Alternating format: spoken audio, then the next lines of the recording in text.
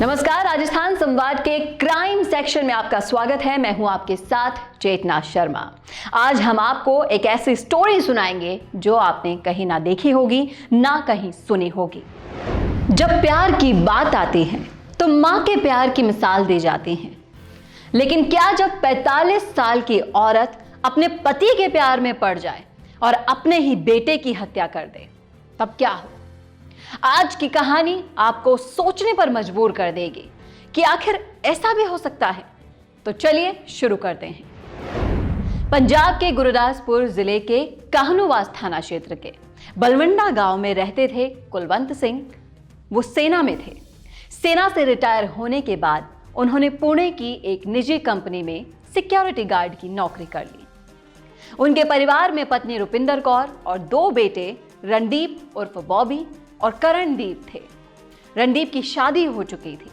उसकी पत्नी कनाडा में रहती थी। रणदीप पास के ही एक पेट्रोल पंप पर काम करता था और करणदीप सेना में नौकरी करता था। 45 वर्ष उम्र हो गई थी रुपिंदर की। 2 जवान बेटे थे, लेकिन उसके शरीर की आग इस उम्र में भी भभक रही थी। रुपिंदर स्वभाव से अच्छी नहीं थी। वो काफी स्वार्थी और महत्वाकांक्षी औरत थी। उसे सिर्फ अपना सुख प्यारा था। न उसे अपने पति की चिंता होती थी और न ही अपने बेटों की। कुलवंत जब तक सेना में था तो वहीं रहता था, कभी कभी घर आता था। जब रिटायर होकर घर आया तो उसका घर में रहना मुश्किल होने लगा। दिन भर रुपिंदर के तरह तरह के ताने, लड़ाई झगड़े उसे झेलने पड़ते थे। सेक्स की भूखी रुपिंदर को हर रोज ही बिस्तर पर पति का सुख चाहिए होता था। इस सब से तंग आकर ही कुलवंत पुणे चला गया था और वहां सिक्योरिटी गार्ड की नौकरी करने लगा था। घर पर अकेली ही रहती थी रुपिंदर कौर और बेटा रणदीप रात में ही घर आता था। ऐसे में रुपिंदर का समय काटे नहीं कटता था। पति के अपने से दूर चले जाने के बाद रुपिंदर कौर पति सुख से भी वंचित थी। ऐसे में रुपिंदर ने भी वही करने की ठान ली जो उस जैसी औरतें ऐसे हालात में करती हैं, यानी अपने सुख के साथी की तलाश। रुपिंदर की पहचान चक्का शरीफ में रहने वाले सुखविंदर सिंह उर्फ सुक्खा से थी। वो उसके पति का दोस्त था। सुखविंदर उससे मिलने उसके घर आया जाया करता था। एक दिन रुपिंदर कौर अपने सुख के साथी के बारे में सोच रही थी कि कौन हो ऐसा जो अचानक ही उसके जहन में सुखविंदर का चेहरा कौंध गया। बस उसके बाद रुपिंदर कौर सुखविंदर को नजदीक जाने की योजना बनाने लगी। उस शाम वह कमरे में चहलकदमी करते हुए सुखविंदर को अपने जाल में फंसाने की कोशिश कर रही थी, सोच रही थी। यही सोचते सोचते कब अंधेरा हो गया उसे पता ही नहीं चला। संयोग से तभी सुखविंदर भी आ गया। उसे देखते ही जिस आइडिया के लिए रुपिंदर कौर कई दिन से परेशान थी, वो एकदम से उसके दिमाग में आ गया। उसके बाद रुपिंदर कौर ने ऐसा प्रपंच रचा कि सुखविंदर उसमें फंस गया। सुखविंदर आपराधिक प्रवृत्ति का था। पठानकोट में उसके खिलाफ लूट के कई मामले दर्ज थे। एक मामले में वो कुछ दिन पहले ही जेल से छूट कर आया था। रुपिंदर कौर क्या चाहती है, क्यों उसे अपने जाल में फांस रही है, ये बात वो बखूबी जानता था। शिकारी रुपिंदर को लग रहा था कि सुखविंदर को अपनी बातों के जाल में फंसाकर उसे अपना शिकार बना लेगी, मगर सुखविंदर खुद ही बड़ा शिकारी था। उसे तो खुद रुपिंदर का शिकार होने में मजा आ रहा था। वो अपनी मर्जी से रुपिंदर का शिकार बन रहा था। उसकी बातों व हरकतों का मजा ले रहा था। आखिर इसमें फायदा तो उसी का था। रुपिंदर को इस बात का आभास तक नहीं था। सुखविंदर रुपिंदर की बातों को सोच सोच कर बराबर मुस्कुराता। उसकी आंखों के सामने रुपिंदर कौर का रूप चलचित्र की भांति घूमने लगता। ऐसे में सुखविंदर भी रुपिंदर के रूप का प्यासा बन बैठा था। अब जब भी रुपिंदर के घर जाता तो उसे प्यासी नजरों से निहारता रहता। दिखाने के लिए रुपिंदर की चाहत का मान रखते हुए उससे प्रेम भरी बातें करता। उन प्रेम भरी बातों में पड़कर रुपिंदर उससे सटकर बैठ जाती। उसके बाद उनके बीच वो रिश्ता बन गया जो नहीं बनना चाहिए था। रुपिंदर ने अपनी चाहत को अंजाम तक पहुंचाया। इसके बाद उनके बीच ये रोज का सिलसिला बन गया। 23 मई 2021 को गांव झंडा लुबाना के डेरन के पास एक अधजली लाश पड़ी थी। वहीं पास में ही झंडा लुबाना गांव निवासी गुरुद्वारा साहिब कमेटी के प्रधान त्रिलोचन सिंह का खेत था। वो खेत में पानी लगाने के लिए आए। वहां उन्होंने एक युवक की अधजली लाश पड़ी देखी। उन्होंने पुलिस कंट्रोल रूम को इसकी तुरंत सूचना दे दी। सूचना मिलने पर थाना प्रभारी सुरेंद्र पाल सिंह अपनी टीम के साथ मौके पर पहुंच गए। एसएसपी डॉक्टर नानक सिंह और अन्य पुलिस अधिकारी भी मौके पर पहुंच गए। लाश पूरी तरह से नहीं जली थी। देखने में वो किसी 25 से 28 साल के युवक की लाश लग रही थी। जिस जगह लाश पड़ी थी उसे देखने पर अनुमान लगाया गया कि हत्यारों ने लाश को वहीं जलाया था। उस जगह पर जलाए जाने के निशान मौजूद थे। आसपास के लोगों को बुलाकर लाश की शिनाख्त कराने की कोशिश की गई, लेकिन शिनाख्त ना हो सकी। शिनाख्त ना होने पर लाश के कई कोणों से फोटो खिंचवाने और जरूरी कार्रवाई करने के बाद थाना प्रभारी सुरेंद्र पाल ने लाश सिविल अस्पताल में रखवा दी। इसी बीच उन्हें पता चला कि बलवंडा गांव का युवक रणदीप सिंह लापता है। इस पर थाना प्रभारी रणदीप सिंह के घर गए। वहां उसकी मां रुपिंदर कौर मिली। उन्होंने रुपिंदर कौर को बताया कि डेरन के पास एक अधजली लाश मिली है और उसकी शिनाख्त होनी है।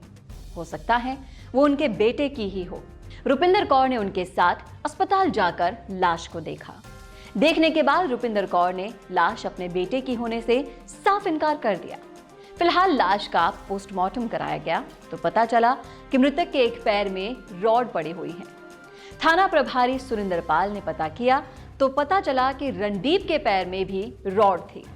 इसका मतलब ये था कि लाश रणदीप की ही थी। रणदीप की लाश को उसकी मां रुपेंद्र कौर ने पहचानने से क्यों इनकार कर लिया, इसका जवाब रुपेंद्र ही दे सकती थी। वैसे भी ऐसी स्थिति में थाना प्रभारी सुखविंदर पाल का शक रुपेंद्र कौर पर बढ़ गया था कि हो न हो इस घटना में रुपेंद्र कौर का ही हाथ हो सकता है। इसके बाद रुपेंद्र कौर को हिरासत में ले लिया गया। पहले तो वो पुलिस को गुमराह करती रही, पर जब सख्ती की गई तो उसने अपना जुर्म स्वीकार कर लिया। घटना में उसका प्रेमी सुखविंदर उर्फ सुक्खा और सुक्खा का दोस्त गुरजीत सिंह उर्फ महिकी भी शामिल था।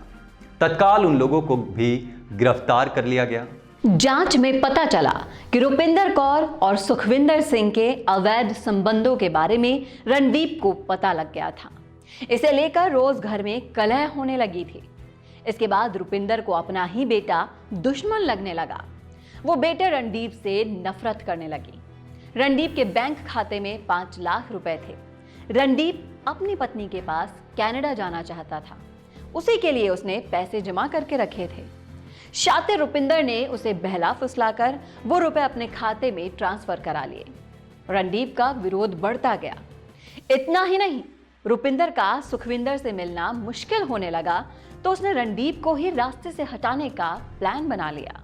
रुपिंदर ने सुखविंदर से बेटे रणदीप की हत्या करने की बात कही। सुखविंदर तो वैसे ही अपराधों में लिप्त रहने वाला इंसान था, इसलिए वो तुरंत तैयार हो गया। रणदीप की हत्या करने के लिए उसने अपने ही गांव के गुरजीत सिंह को भी शामिल कर लिया था। इसके बाद तीनों ने रणदीप की हत्या की योजना बनाई। 22 मई 2021 की रात रुपेंद्र कौर ने रणदीप के खाने में नींद की गोलियां मिला दी। खाना खाने के बाद रणदीप सो गया। गोलियों के कारण नशे की हालात में वो बेसुध था। सुखविंदर तय समय के हिसाब से दोस्त गुरजीत के साथ रुपेंद्र के घर पहुंच गया। तीनों ने मिलकर चाकू और हथौड़ी से वार करके रणदीप को मौत के घाट उतार दिया। फिर आधी रात को रणदीप की लाश गांव झंडा लुबाना के डेरन के पास ले जाकर डाल दी गई और पेट्रोल डालकर आग लगा दी। फिर वहां से वापस अपने घरों को लौट गए, लेकिन लाश पूरी तरह से जल नहीं पाई। तीनों का गुनाह छिप ना सका और पकड़े गए। पुलिस ने उनके खिलाफ हत्या और सबूत मिटाने का मुकदमा दर्ज कर लिया। तीनों को न्यायालय में पेश करके जेल भेज दिया गया। अपने इंटरव्यू के जरिए लोगों को अपने और अपने काम के बारे में बताने से बेहतर और कोई तरीका नहीं हो सकता। और वो इंटरव्यू अगर ऐसे चैनल पर हो जिसमें प्रदेश के 2,70,000 से भी ज्यादा लोग सब्सक्राइबर्स हो, तो आपकी आवाज को बुलंद होने से कोई नहीं रोक सकता। इसी के साथ उसी इंटरव्यू को हम लाखों की रीच और 3 लाख से भी ज्यादा फॉलोअर्स वाले राजस्थान संवाद के फेसबुक पेज पर भी प्रसारित करेंगे। इसके अलावा फेसबुक के कई ग्रुप्स के जरिए वो इंटरव्यू लगभग 50 लाख लोगों तक जाएगा।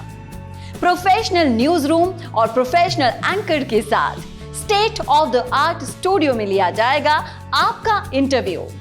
और जैसा कि आप सभी जानते हैं कि सैटेलाइट चैनल्स को टीवी पर देखना अब लोगों ने लगभग बंद कर दिया है और उन्हें भी YouTube या Facebook पर ही देखा जा रहा है। तो इससे बेहतर क्यों ना आपका प्रचार एक डिजिटल चैनल पर ही हो, जहां पर आप ज्यादा से ज्यादा लोगों तक भी पहुंच पाए और जो सिर्फ आपके बारे में बात करे, किसी और मुद्दे के बारे में नहीं।